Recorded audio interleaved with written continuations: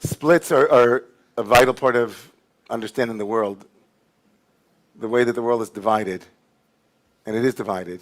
From the very beginning, the Torah begins, as the 3rd century text, the Bahir points out, and the rabbis in the 8th century in the Talmud point out, why does the Torah, our holiest document, begin with the second letter of the Hebrew alphabet instead of the first? It would have been intuitive to think that start with the first letter, start with A. Why B?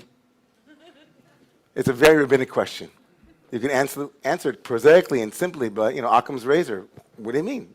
Why not start it with the 4th letter, right? Why not start it with no letter at all? But for the rabbis, there was something being spoken in that question. The assumption that the Hebrew alphabet, of course, is meaningful, and the letters themselves signify something narratively or psychologically or ontologically. And the letter bet represents not one, but two. And so it is. As the Tao Te Ching, also a great mystical wisdom text says, there's yin and yang, there's two in the beginning. The one can't be spoken, but the two is real. And so the Torah begins with a bet as if to say, it's about two, friends. Oh, the oneness that you seek, great. It's not written there. It's antecedent to, it's prior to, embedded within, whatever you want to say. But division is a part of life. And even, we would say, it's sanctified in the Torah. The first chapter of the book of Genesis, which is a mythic story of how the world begins with divisions and container store.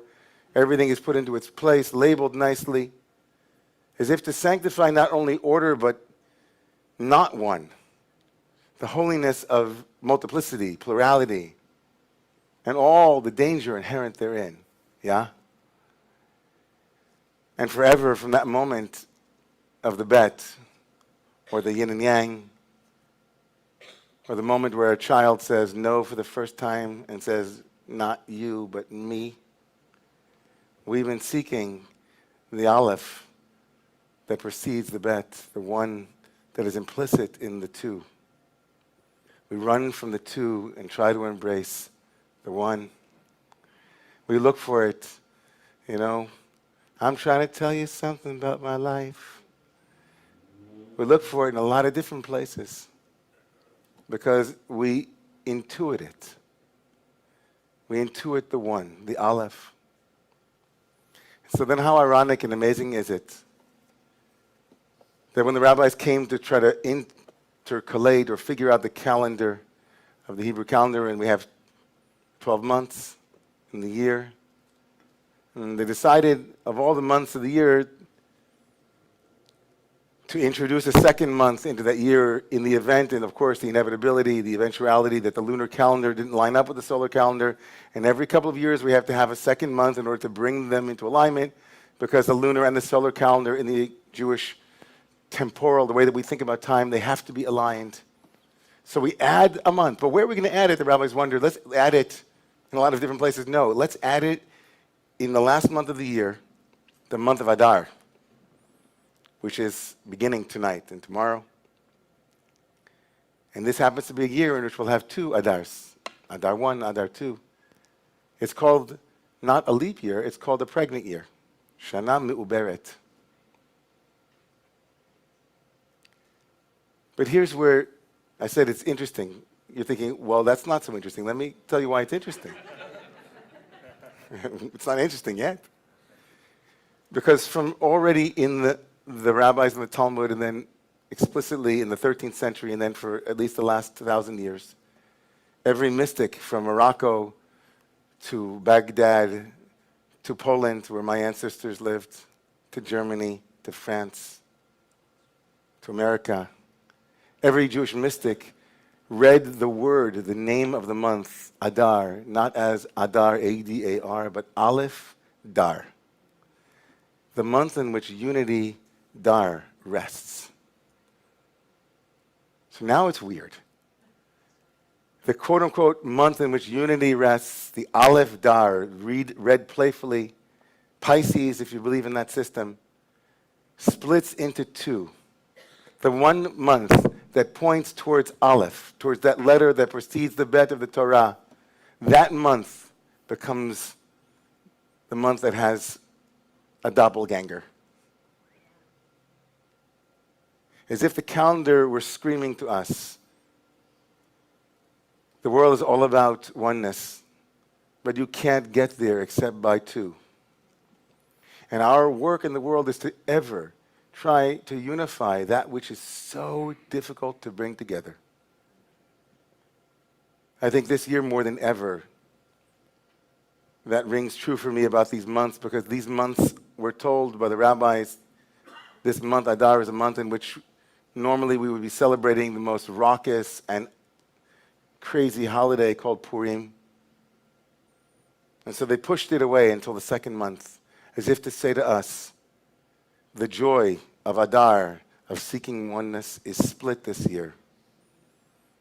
It's rent asunder. It is torn in its midst.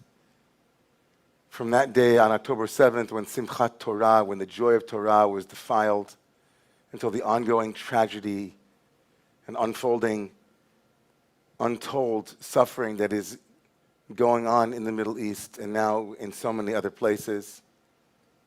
It's so difficult to enter this month without pushing it to the next month. It's so difficult to imagine putting on a mask and running around and saying, look at me, I'm going to dress up this year as, I don't know, a former president or something, I don't know. It's so hard to think about the Aleph, because Bet is really, really intense now. We began tonight with Fast Car and that iconic moment on stage where there seemed to be something of the Aleph. We were all like crying. I was crying. I know we were all, a lot of people told me they were crying too. Not everybody. I was certainly bawling. And throughout the week kept coming back to that, thinking, is this possible in the world? Is this image and all this represents, all that Tracy Chapman represents in this country and all that maybe Luke Combs, and it's not fair maybe to caricature them, but something in me was hoping that, wow, Adar's coming. Maybe there's a hope for us to find what's universal in us, what unites us, not divides us. We are the united Aleph states, Bet, of America. Right? E pluribus unum. Right? From the Bet, the Aleph. From the many, the one. But this isn't, I know how a lot of us feel at this moment.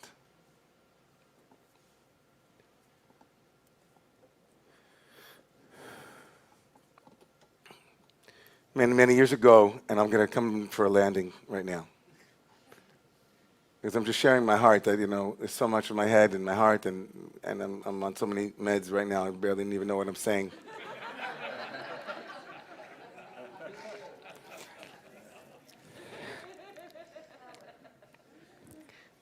Many, many years ago in the shul, on the other side of the street, on the other side, over there, some of you might have been there. I remember talking about the Aleph and the mystical shape of it, That when you write an Aleph in the Torah, you make it this way, with two Yuds. One Yud is pointing towards heaven. The second Yud is pointing to the ground. And there's a Vav, a diagonal straight line that's in the middle, and they come together to make an Aleph. Isn't that beautiful? Like, so every scribe, every sofer has to write it that way. And I think some of you remember that I was talking about how once when I was praying, my son came, my little son, I think it was Bear at the time. Might have been Tal. Definitely not Or, he wasn't alive yet. And he came over and he was tugging on me while I was praying. And he wouldn't let me go until I finally gave him my pinky, and he grabbed it. Do people remember this? And then I felt like I wanted to put my pinky up like this. Remember that? I said, let God let me be the Vav, between a child's hopes and what is true in the world, I want to be a bridge. I want to be a place in this community, and I think a lot of us want to be this way, where those dichotomies and those bifurcations and especially those binaries might be transcended in some way, that inherent in the Aleph itself is an awareness of the Bet that's coming. And the Aleph says, let me try to unify these two places. The last thing I'll share with you, and I know it's already a lot, and hopefully it made some sense. I was sharing with my colleagues at the Y this week that last week's Torah portion, which dealt with the ecstasy of Sinai, and this week's Torah portion, which deals with the details, the laundry list of how to live in the world, is also connected by a Vav. The Parsha begins with Ve'ela HaMishpatim, the little Vav, and the rabbis don't know why the Vav is there. It's not necessary. And on this part, I'm sorry, you're going to have to look it up. The rabbis don't know why there's a Vav at the beginning of the Parsha. It's a conjunctive. It feels as if it's saying, and also, it should just say, these are the laws, not and these are the laws. And so the rabbis say the Vav is there to connect these two Parshiot together as if they're not normally, they wouldn't be held together. That Sinai and the earth are not aligned, that we have to pull them together.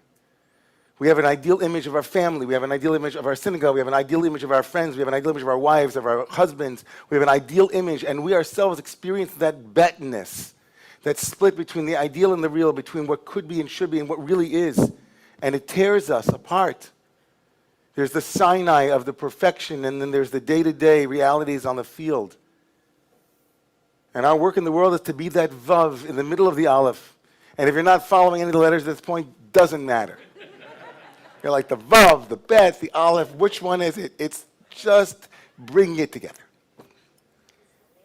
And so I want to just pray that becomes a clear mission for as many of us as possible.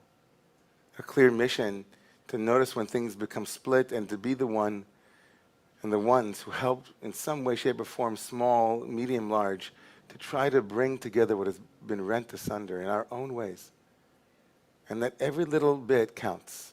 And I believe that, because when we lose that, then I think that we can fall into a really dark place. So may the one who helped bring together all of the different things, all of the bits, and all of the yuds, and all of the harmonies in a world that isn't black and white, but is all of that. Help us to see what is common and what is also different, that we might become those who bridge heaven and earth.